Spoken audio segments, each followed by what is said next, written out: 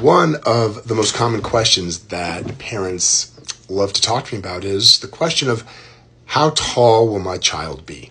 And how do we know? How can we predict? I think all of us as parents would love to see our children grow and thrive and reach their maximum potential and be as tall as they can possibly be. So let's talk a bit about what really determines how tall your child will be and how we can predict it. The first thing to know is that if you go to your child's pediatrician and they can look you in the face and say your child's going to be X tall or Y tall, that's probably not accurate. Height is extremely variable based on your genetics, and there's actually a pretty good calculation that we use to help predict within a pretty wide variable how tall your child's likely to be. So let's look at it. If your child were going to go to, let's say, a growth specialist, how would we predict what their genetic potential for height is? And that's using what's called the mid-parental height calculator. You can Google this, but briefly, it is a gender-adjusted calculation that is accurate within plus or minus 4 inches for your child's height, and it's about 75% predictive for most people. So for girls, you take your father's height, subtract 5 inches, add the mother's height, divide by 2. And for boys, you take the mother's height, add 5 inches, add the father's height, divide by 2. And that's simply because we know that on average, from a gender perspective, males are taller than females overall.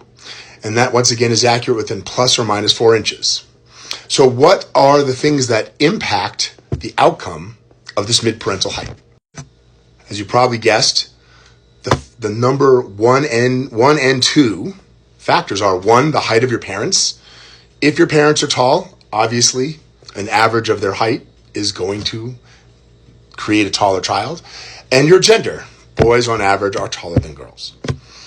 There are lots of other variables, though, that can come into play when it comes to growth and development of children that can impact what this outcome can be. There can be genetic or medical conditions that impact, for instance, the normal growth hormonal axis in terms of what your body produces that can affect what your overall height outcome would be. That would be different than your genetic potential. Things like growth hormone deficiency or other pituitary or endocrine disorders. And that would be worked out by a specialist physician, an endocrinologist. But the number one variable that isn't genetic is our quality of nutrition and healthcare. That is why, in general, over the last many generations, as a society, we are generally getting taller on average because we have improvements in our healthcare, in our nutrition, and how we take care of ourselves, and that obviously can maximize what genetic potential there is for our height. As a pediatrician in primary care, I think the biggest concern that I run into with families, especially in younger children, is around eating nutrition and how that impacts growth.